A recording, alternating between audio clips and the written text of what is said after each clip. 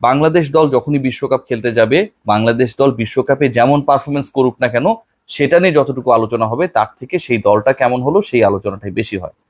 সেই দলে না থেকে কেউ আলোচনায় থাকেন, আবার সেই পার্টিকুলার দলের থেকেও কেউ কেউ আলোচনায় থাকেন। গেল বিশ্বকাপের অভিজ্ঞতা থেকে আমরা বলতে পারি তামিম ইকবালের আনফর্চুনেটলি বাদ পড়া বা বাদ দেওয়ার যে প্রসেস মেনটেন করা হয়েছিল, যেভাবে তিনি শেষ পর্যন্ত যেতে পারেননি স্বপ্নের বিশ্বকাপে, সেটা অনেক বেশি আলোচনায় ছিল না থাকা তামিমের। এবং থেকে আলোচনায় ছিলেন মাহমুদুল্লাহ রিয়াদ। আসরের সর্বোচ্চ রান বাংলাদেশের হয়ে তিনি করেছেন, শতক হাঁকিয়েছেন, কনসিস্টেন্ট ছিলেন এবং অনেক প্রশ্নের উত্তর দিয়েছেন। তার সাথে যেই বঞ্চনা করা হয়েছিল সবকিছুর উত্তর Mahmudullah Riyad silent killer, silence থেকে তার ব্যাটে উত্তর দিয়েছেন। এবারের বিশ্বকাপের আলোচনায় মাহমুদুল্লাহ রিয়াদ খুব বেশি আলোচনায় নেই, কারণ মাহমুদুল্লাহ রিয়াদ বিশ্বকাপ দলে থাকছেন। 15 সদস্যের যে ড্রাফট টিম 1 তারিখের মধ্যে আর 3 দিনের মধ্যে যে দলটা পাঠাতে হবে আইসিসির কাছে, এবং যেই দল নিয়ে নেক্সট 24 আওয়ার্সের মধ্যে ক্যাপ্টেন নাজমুল হোসেন শান্ত, চান্ডিকা হাতুরু সিংহে, গাজী আশরাফ হোসেন লিপু, হান্নান সরকার, আব্দুর রাজ্জাক তারা বসবেন। সেই পার্টিকুলার দলে মাহমুদুল্লাহ রিয়াদকে নিয়ে আলোচনার কোনো সুযোগ নেই, তিনি থাকছেন। যদি না থাকতেন তবে একটা আলোচনার স্পেস তৈরি হতো, মাহমুদুল্লাহ রিয়াদ বিশ্বকাপে যাচ্ছেন। কিন্তু তামিম কেন্দ্রিক একটা আলোচনা রয়েছে। তামিম, এই যে আসলে তামিম নামটা এই আলোচনাটা রয়েছে, যে 14-15 জনের দলটা মোটামুটি ড্রাফট হয়ে গেছে, সেখানটায় সবচেয়ে বড় প্রশ্নবোধক চিহ্নটা হচ্ছে তামিম নামকে কেন্দ্র করে। ছোট তামিম নাকি বড় তামিম, কোন তামিম যাচ্ছে? এক তামিম সিলেকশন প্যানেলের সাথে যারা জড়িত কিংবা পুরো পরিকল্পনার সাথে এখন পর্যন্ত যারা জড়িত তাদের বিবেচনায় এবারে বিশ্বকাপে তিনি থাকছেনই। আরেক তামিম প্রেসিডেন্ট নাজমুল হাসান পাপনের বিবেচনায় এবারের বিশ্বকাপে তার থাকা উচিত। এই যে একটা আলোচনা, সেই আলোচনার মধ্যেই 14-15 জনের স্কোয়াড রেডি, এবং এদেরকে নিয়েই আগামী 24 ঘন্টা আলোচনা হবে।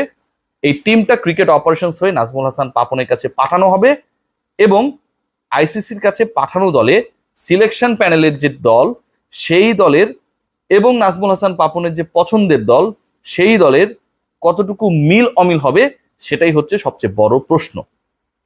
কোন দল যাচ্ছে? দলে 3 জন ওপেনার, এটা নিয়ে কোনো ডাউট নেই। একদম নির্ভরযোগ্য জায়গা থেকে যেটা এনশিওর করা হয়েছে, তামিম থাকছেন সেই ওপেনিং ডিপার্টমেন্টে, থাকছেন সৌম্য সরকার এবং লিটন কুমার দাস। কোন তামিম? আবারও বলছি, সেই প্রশ্নের উত্তর মেলাবো। দ্বিতীয় যে জায়গাটা সেটা হচ্ছে মিডল অর্ডার, নাজমুল হোসেন শান্ত, সাকিব আল হাসান, তাওহিদ হৃদয়, 6টা স্পট হয়ে গেল। থার্ড যে জায়গাটা সেটা হচ্ছে লোয়ার মিডল, সেখানটায় জাকির আলী অনেক এবং মাহমুদুল্লাহ রিয়াদ, 8টা স্পট হয়ে গেল। স্পিন ডিপার্টমেন্টে সাকিব আল হাসান তো আগেই হয়ে গেছে, এর বাইরে শেখ মাহাদি এবং রিশাদ হোসেন, একজন অফ স্পিনার একজন লেগ স্পিনার, 10টা স্পট ডান। পেস ডিপার্টমেন্টের 3 জন প্রিমিয়াম পেসার, তাসকিন, শরীফুল, মুস্তাফিজ, সাথে সাইফুদ্দিন, 14 জন ডান। যেহেতু দলের সিলেকশনের সাথে যে গ্রুপটা জড়িত তাদের একটা বড় আস্থা এখনো রয়েছে আফিফ হোসেন ধ্রুবর প্রতি, এবং যেহেতু শামীম হোসেন পাটোয়ারি বাংলাদেশের প্রাথমিক যে স্কোয়াডটা ঘোষণা করা হয়েছে 17 সদস্যের জিম্বাবুয়ের বিপক্ষে সেই দলে নেই, তার মানে ধরেই নেওয়া হচ্ছে শামীম হোসেন পাটোয়ারি না থাকায় Afif Hossain Dhruba is going to be the 15th men of the squad. প্রশ্নের যে জায়গাটা আসলে এতদের মানে যারা আলোচনায় আসলেন বা যেই ব্যক্তিদের নিয়ে বা যেই ক্রিকেটারদেরকে নিয়ে বিভিন্ন পজিশনের ক্রিকেটারদের নিয়ে আমি কথা বললাম, তারা আসলে আলোচনায় না। আলোচনায় রয়েছেন তামিম ইকবাল, আলোচনায় রয়েছেন তানজিদ হাসান তামিম, আলোচনায় রয়েছে বাংলাদেশের ওপেনিং এ এবার কি আরো কোনো চমক, এবারও কি আসলে থেকে বা না থেকে আলোচনা নতুন করে নিজের প্রতি অনেকটা নিয়ে নেবেন তামিম ইকবাল খান। দেখুন, তামিম ইকবালের এই জায়গাটায় আসলে অনেকটা নীরবতা পালন করা ছাড়া কোনো ওয়ে নেই। তামিমকে কেন্দ্র করে বোর্ড প্রেসিডেন্টের ইচ্ছার ব্যাপারটা আমি আপনাদের সবার সাথে শেয়ার করেছিলাম, এবং নাজমুল হাসান পাপন চান যে ওই ফেসবুকে স্ট্যাটাস দিয়ে একজন ক্রিকেটার যিনি বাংলাদেশকে বিভিন্ন গ্লোরিয়াস মোমেন্টের সাক্ষী করেছেন তার বিদায় নেওয়াটা আসলে কোনোভাবেই কাঙ্ক্ষিত না। So Tamim Iqbal he should be in the 11, he should be in the 15 match squad, he should be in the world cup team. এটা হচ্ছে প্রেসিডেন্টের অভিপ্রায়। কিন্তু প্রেসিডেন্টের এই ইচ্ছার ব্যাপারে সিলেকশন প্যানেলের সদস্য যারা তারা কতটুকু জানেন, ক্যাপ্টেন নাজমুল হোসেন শান্ত তিনি কতটুকু জানেন, কিংবা হেড কোচ চান্ডিকা হাতুরু সিংহে তিনি কতটুকু জানেন, প্রশ্নটা সেখানটায়। নাজমুল হাসান পাপন তিনি চান তামিম ইকবাল বিশ্বকাপে যান। নাজমুল হাসান পাপন তিনি চাইলেও এখন পর্যন্ত সিলেকশন প্যানেলের সদস্যদের সাথে তামিম ইকবালের কোনো আলোচনা হয়নি, কারণ Nazmul Hasan Papon to the selection panel এখন পর্যন্ত কোনো ডিসকাশনই হয়নি।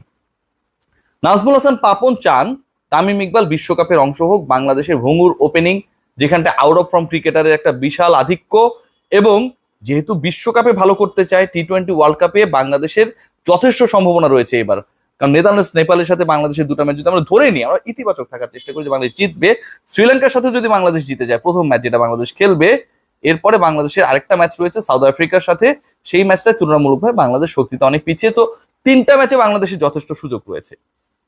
ওই 3 ম্যাচে ভালো করতে গেলে এক্সপিরিয়েন্সের দরকার, ওপেনিং এ ভালো করার দরকার, এবং অন্য পার্টগুলোতে যারা রোল প্লে করবেন তাদেরও ভালো করা দরকার। সেই জায়গা থেকে তামিমের একটা বিশাল ইম্পর্টেন্স। কিন্তু তামিমের সাথে পাপন ভাইয়ের আজকে পর্যন্ত, এই দিন পর্যন্ত কোনো ডিসকাশন হয় নাই, আসলেই হয় নাই। এখন যেই ক্রিকেটারকে নিয়ে এত আলোচনা হচ্ছেন, এবং সেই ক্রিকেটারকে ফেরানোর জন্য ক্রিকেট বোর্ডের শীর্ষ মহল থেকে যে ইচ্ছা বা অভিপ্রায়ের কথা নানা মাধ্যমে আসলে মিডিয়ার কাছে এসেছে, সেই ক্রিকেটারের সাথে তো আসলে ডিসকাশন হওয়াটা খুব বেশি জরুরি। whether he is intend to play the world cup or not, তার কি কোনো চাওয়া পাওয়া রয়েছে কিনা, তিনি কোন অবস্থায় রয়েছেন, প্রিমিয়ার লিগে তিনি খেলছেন, বাংলাদেশে এভেলেবেল। অনেক সময় আমরা দেখেছি যে তামিমের সাথে ক্রিকেট বোর্ডের ডিসিশন মেকিং এর সাথে যারা জড়িত তারা বসতে পারেন, কারণ তামিম হচ্ছে অবকাশ যাপনে দেশের বাইরে থাকেন। এখন তো আসলে সেই সিচুয়েশনটা না। গতকালও আমরা দেখেছি যে তামিম ইকবাল প্রাইম ব্যাংকের হয়ে মোহামেডানের বিপক্ষে যে ম্যাচ, মুশফিকুর রহিমের আউট নিয়ে যে ম্যাচ নিয়ে অনেক বেশি বিতর্ক হয়েছে, সেখানটাও তিনি উচ্চকণ্ঠ ছিলেন। তো Tamim Iqbal is available for making any discussion. তামিমের সাথে সিলেকশন প্যানেলে কোনো ডিসকাশন হয়নি যে তামিম তুমি কি ব্যাক করতে চাও কিনা, যেহেতু তিনি রিটায়ারমেন্ট কোনো একটা প্ল্যাটফর্মে ঘোষণা করেছেন। সিলেকশন প্যানেলের বক্তব্য হচ্ছে আমরা ক্রিকেট বোর্ডের শীর্ষ মহল থেকে তামিম ইকবালের ইনক্লুশনের ব্যাপারে কোনো ধরনের দিক নির্দেশনা পাই নাই, কিন্তু শীর্ষ মহল চাইছে তামিম ইকবাল বিশ্বকাপে ফিরুক, টি-20-র অবসর ভেঙে বিশ্বকাপ টি-20-তে খেলে তারপরে তিনি যদি চান রিটায়ারমেন্টে চলে যান। এখন এই যে আলোচনাটা হচ্ছে, চাওয়া নিয়ে আমার কোনো ধরনের আপত্তি নেই, তামিমকে দলে চাওয়া নিয়ে কোনো আপত্তি নেই। বিপিএল এ বেস্ট করেছেন, বাংলাদেশের সর্বোচ্চ রান করেছেন, তার দল জিতেছে, ক্যাপ্টেন্সি ভালো করেছেন। অনেক ক্রিকেটার যাদের ক্যারিয়ার প্রায় শেষ হয়ে গিয়েছিল ইনজুরির কারণে, সাইফুদ্দিনের কথা আমরা বলতে পারি, তাদেরকে ব্যাক করেছেন। তো তামিমকে নিয়ে আসলে ডিসকাশনে কোনো সুযোগ নেই, তার অ্যাবিলিটি নিয়ে কোনো সুযোগ নেই। কিন্তু তামিমের সাথে আলোচনা হওয়াটা ওই শীর্ষ মহল থেকে, অথবা তামিমের সাথে ডিসকাশন হওয়াটা ফ্রম দ্য সিলেকশন প্যানেলের পয়েন্ট অফ ভিউ খুব বেশি গুরুত্বপূর্ণ। সেই আলোচনা যখন এখন পর্যন্ত হয় নাই, সেই সিচুয়েশনে বাংলাদেশের 3 সিলেক্টর, ক্যাপ্টেন, কোচ আগামীকাল ঠিক এই সময়টা যখন আপনারা আমার এই ভিডিওটা দেখছেন, তার 24 ঘন্টার মধ্যে বিশ্বকাপের স্কোয়াড নিয়ে ফাইনালাইজেশন নিয়ে বসবেন। কে যাচ্ছেন সেই দলে, ছোট তামিম নাকি বড় তামিম? তার থেকেও বড় প্রশ্ন, তামিম কেন্দ্রিক যে আলোচনা, যে ইস্যু, এটা কি আসলেই অন্তর থেকে, এটা কি আসলেই ট্রু চাওয়া? যদি সেটা হয়, তামিমের সাথে ডিসকাশন হওয়াটা অন্তত একটা পক্ষ থেকে তো দরকার ছিল।